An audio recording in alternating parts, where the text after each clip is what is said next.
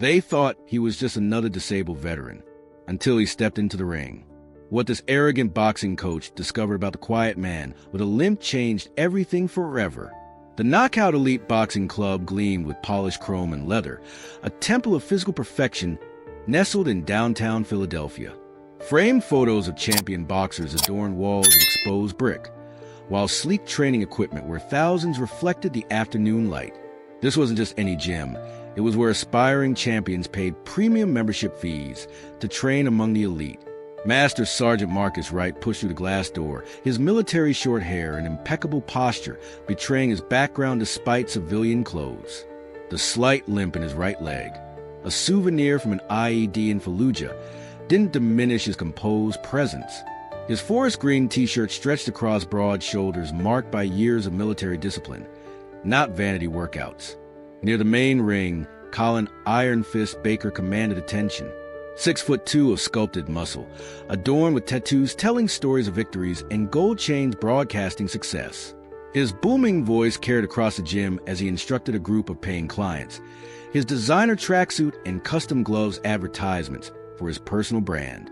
Higher, snap that jab.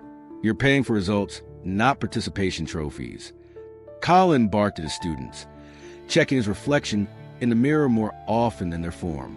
In the corner, Derek Johnson struggled at a punching bag, his 19-year-old frame athletic but lacking technical refinement. His punches landed with power but poor alignment, each impact sending painful shockwaves up his wrists. Colin glanced over occasionally, rolling his eyes before turning attention to his premium clients. Reset and try again. You're embarrassing yourself. Colin called out to Derek without offering correction. Marcus observed silently, noting Derek's determination despite the discouragement. The photo of a man in military uniform tucked into the kid's gym bag told a story. Another soldier's son trying to find his way. The gym's atmosphere buzzed with energy but lacked something Marcus recognized from his 18 years in special operations. Purpose behind the power. These fighters trained to look impressive. In Delta Force, they trained to stay alive and keep others alive. Derek reset his stance, frustration evident in his clenched jaw. His next punch wobbled the bag, but sent him slightly off balance. Colin laughed from across the room. Maybe boxing isn't your sport, kid. Marcus straightened his back. Some habits from military life never fade. Among them, never walking past someone who needs help when you have something to offer. Marcus approached Derek quietly, maintaining a respectful distance. Your rear foot is rotating too early, he said, voice low but clear. Derek turned, startled by the sudden advice. Sir, the power comes from your hips driving through a stable base. Marcus demonstrated the subtle motion with his upper body, compensating for his injured leg. Keep your heel down until the last moment. Derek studied him, hesitation mixing with desperation for improvement. Like this. He threw another punch, adjusting his footwork. The bag swung with noticeably more force, making a satisfying thump. Derek's eyes widened. That's completely different.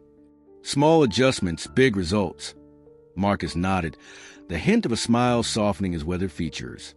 Military principle. You served. Derek's posture straightened automatically. A lifetime ago. Marcus pointed to Derek's bag. That your father?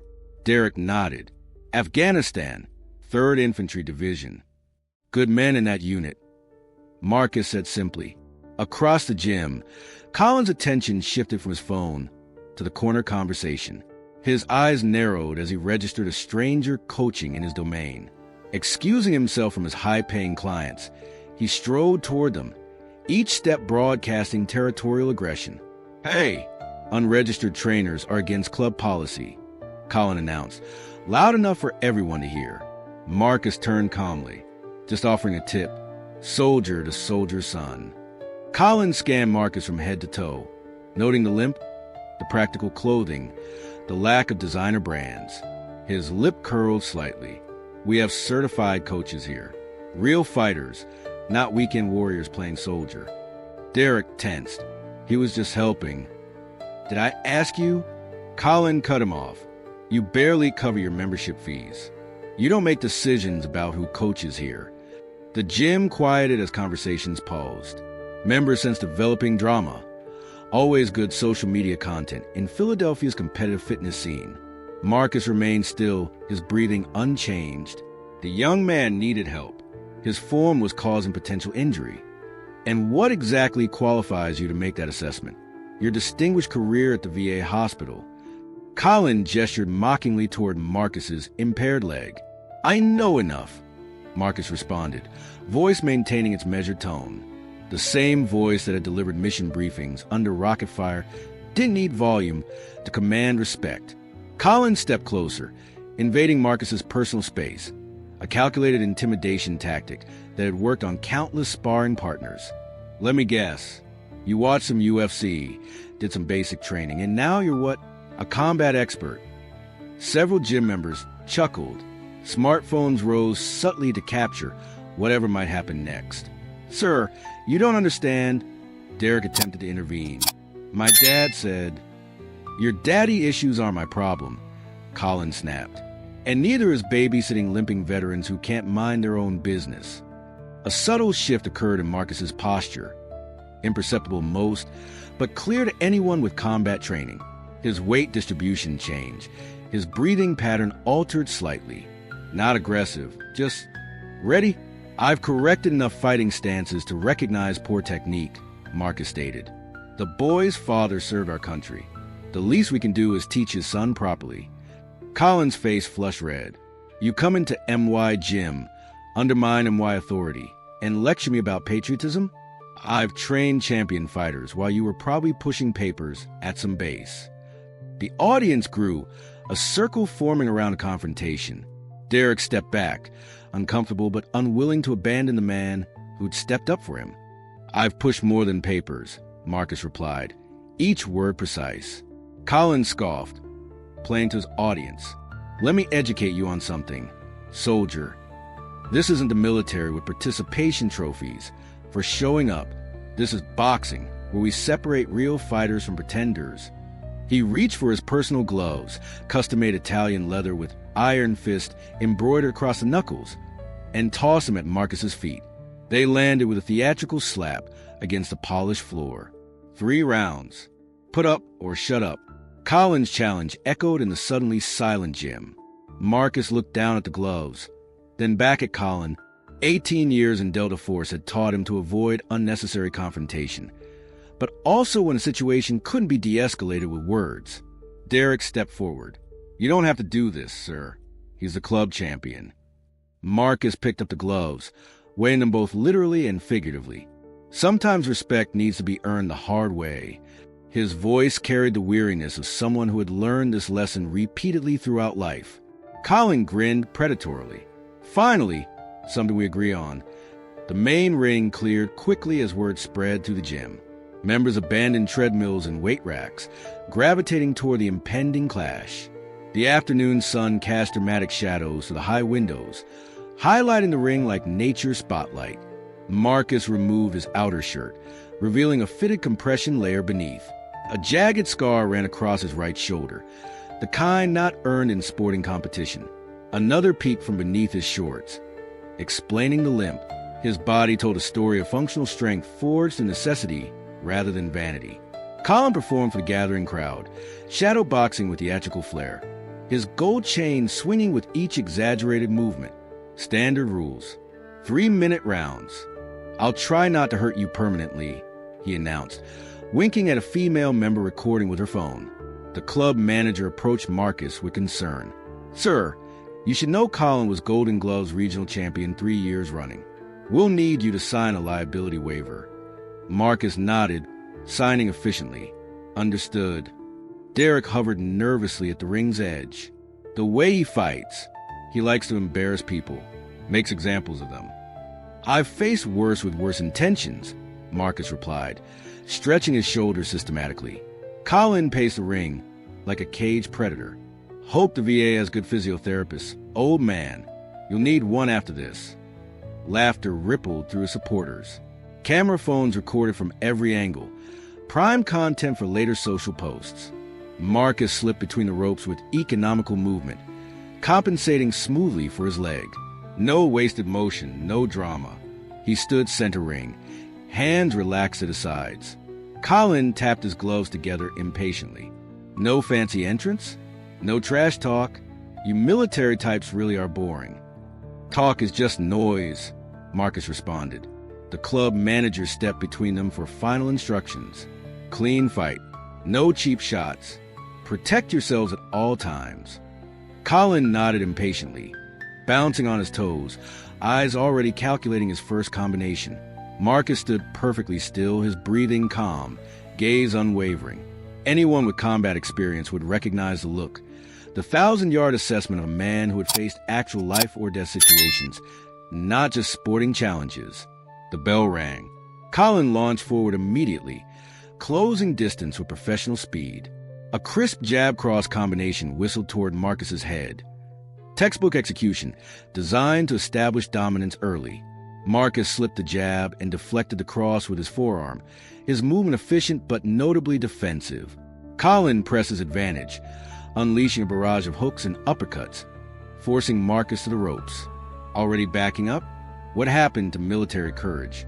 Colin taunted between punches. Several shots connected. A hook to the ribs, a jab to the shoulder. Marcus absorbed them with disciplined composure, his face revealing nothing. The crowd sensed one-sided action developing, exactly as they'd expected. 10 seconds, and he's already running, someone shouted. Colin pivoted into a textbook combination, landing a solid body shot that would have doubled over most opponents. Marcus winced but remained upright, circling away from the ropes. Stand and fight, soldier. Colin mocked, playing to the audience. For nearly 2 minutes, the pattern continued. Colin attacking aggressively, Marcus defending with minimal counters. To untrained eyes, it appeared Colin was dominating. To more experienced observers, something seemed odd about Marcus's restraint. Derek watched anxiously from ringside. "Come on," he whispered. Colin, growing confident with each unanswered success, began taking more chances, loading up his punches, dropping his guard slightly after combinations, showboating between exchanges. Classic mistakes born from overconfidence. I thought Delta Force was supposed to be tough. Colin laughed after landing a particularly showy 3-punch combination. Marcus paused momentarily, his eyes narrowing slightly at Colin's specific reference. He hadn't mentioned his unit. Colin noticed a reaction and grinned. "Yeah, Derek told everyone his dad served with some badass Delta operators. Thought that's what you were implying." He launched another combination, ending with a looping right. "Guess you're just another wannabe trading on stolen valor." The right hand connected partially with Marcus's jaw, snapping his head back.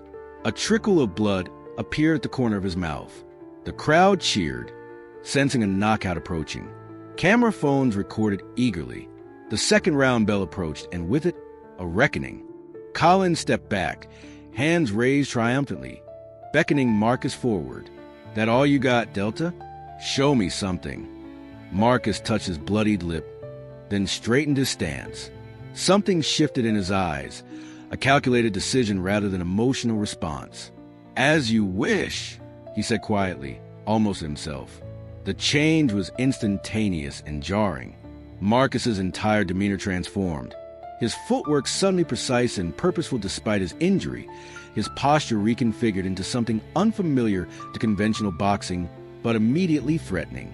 Colin launched another jab, expecting the same defensive response.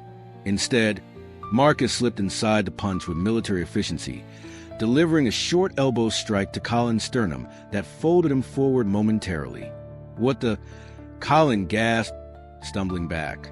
Marcus didn't pursue immediately. He reset his position, each movement economical and measured. Gone was a defensive fighter from moments ago, replaced by something calculated and clinical. Colin recovered quickly, anger replacing showmanship.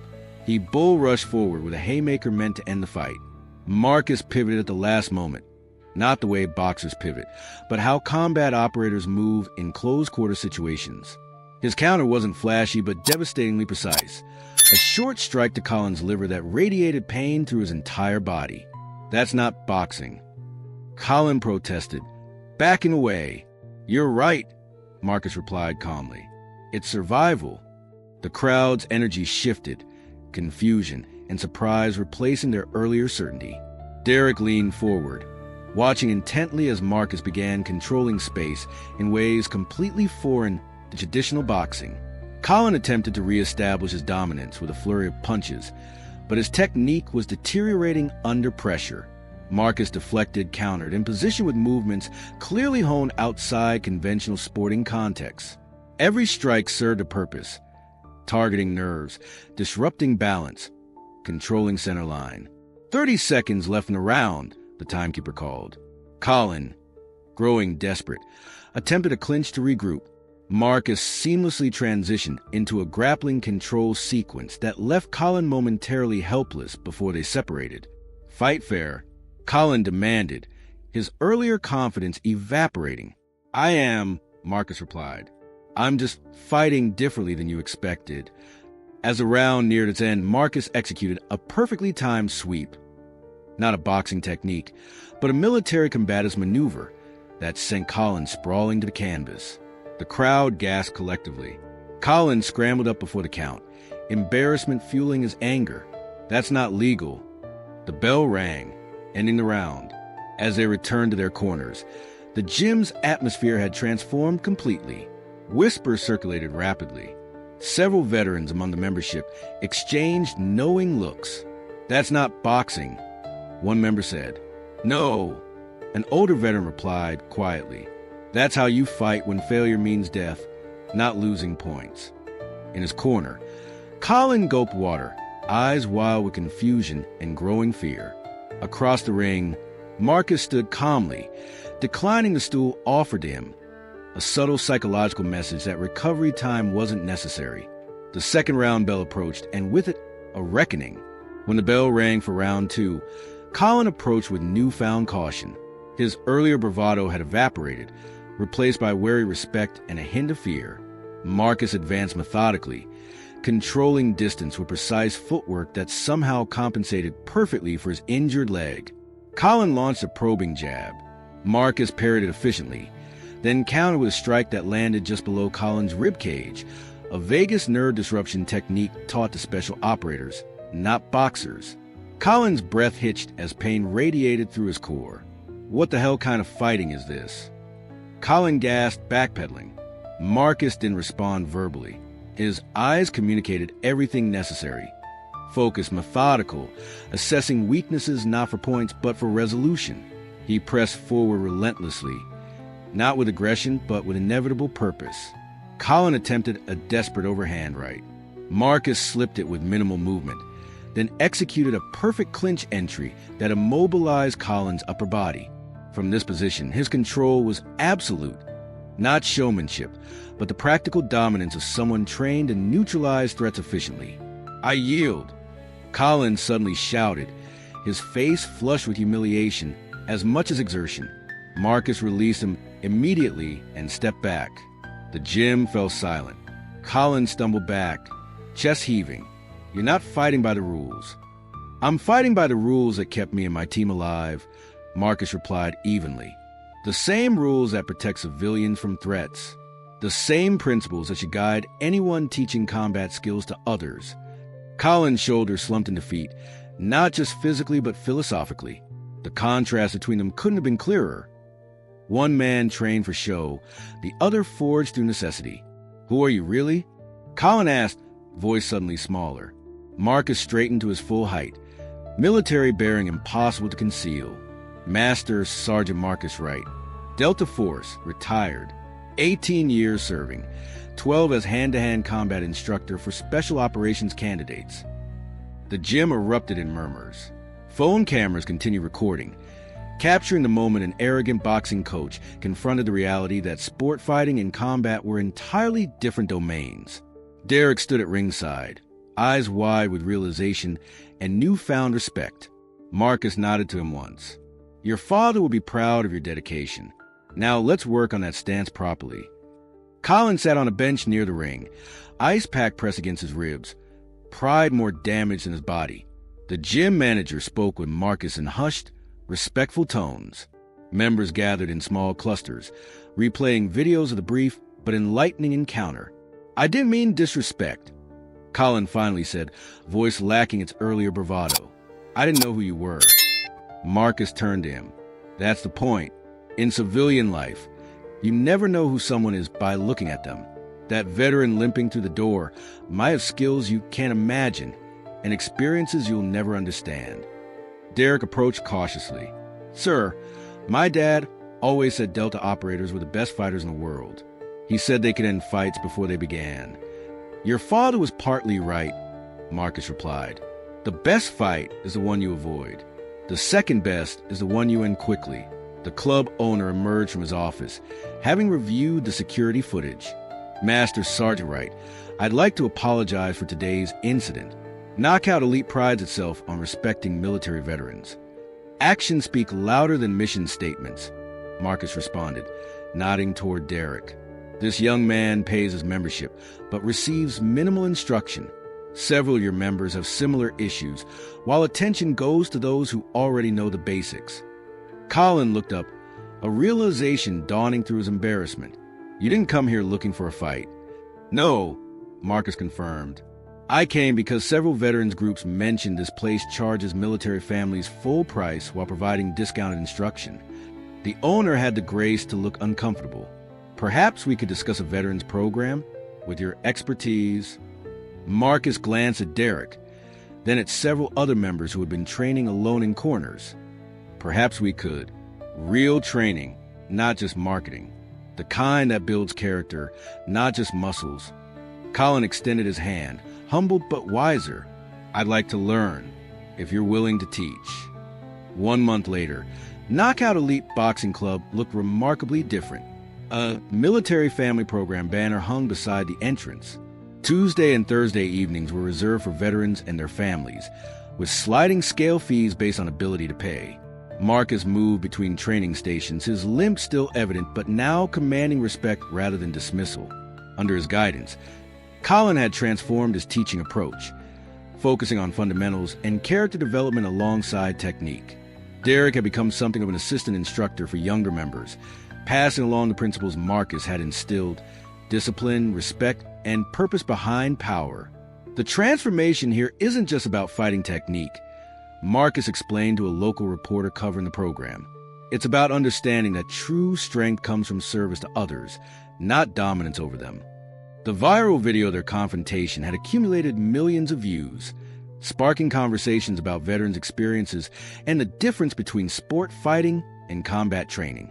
More importantly, it had inspired other fitness facilities to examine their approach to military families and disabled veterans. "We often judge people based on appearances, disabilities, or circumstances," Marcus reflected, watching Derek coach a new member through proper stance. "But someone's greatest strength might be invisible until challenged. That's true in combat, and it's true in life. Have you ever misjudged someone based on their appearance, only to discover hidden depths? Or have you witnessed a veteran bringing military values into civilian settings? Share your experience in the comments. If you believe in supporting those who served, subscribe for more stories that bridge military and civilian worlds. Remember, true strength isn't about intimidation. It's about protection, service, and lifting others up.